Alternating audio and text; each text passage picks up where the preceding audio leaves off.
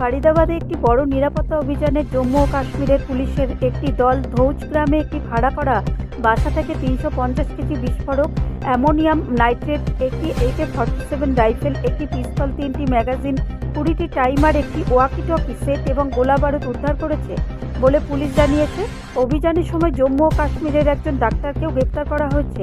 তারা আরও জানিয়েছে, ফরিদাবাদ পুলিশের একজন মুখপাত্র জানিয়েছেন, অভিযানের সময় নগর পুলিশের সদস্যরা উপস্থিত ছিলেন। 27 অক্টোবর শ্রীনগর নিষিদ্ধ সন্ত্রাসী সংগঠন জৈশ-ই-মোহাম্মদের সমর্থনে পোস্টার সাটানোর অভিযোগে উত্তরপ্রদেশের সাহারানপুরে আটক কাশ্মীরি চিকিৎসক ডক্টর আদিল আহমেদ রাথেরের গ্রেপ্তারের পর এই উদ্ধার অভিযান চালানো হয়।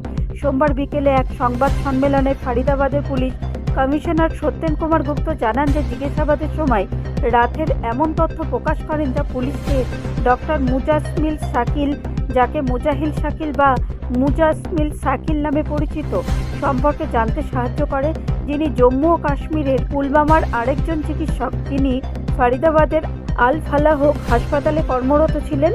পুলিশ জানিয়েছে যে প্রায় 3 মাস আগে ধৌজে বাড়ি ভাড়া নেওয়ার শাকিলকে গ্রেপ্তার করা হয়েছে এবং রবিবার একটি সম্বন্ধিত অভিযানে তার বাসা থেকে উদ্ধার করা হয়েছে।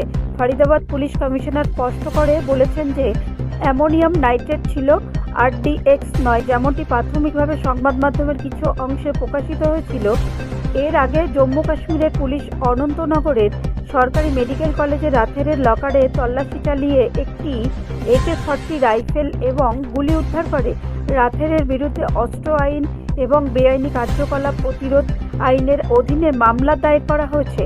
দিল্লির কাছে মজুত করা বিস্ফোরকগুলির উদ্দেশ্য কী ছিল এবং কিভাবে এত বিপুল পরিমাণ বিস্ফোরক অজ্ঞাতভাবে পরিবহন করা হচ্ছিল তা এখনও পুলিশ নির্ধারণ করতে পারেনি। আরও তদন্ত চলছে। ব্যুরো রিপোর্ট, রাষ্ট্রীয় প্রসার বাংলা।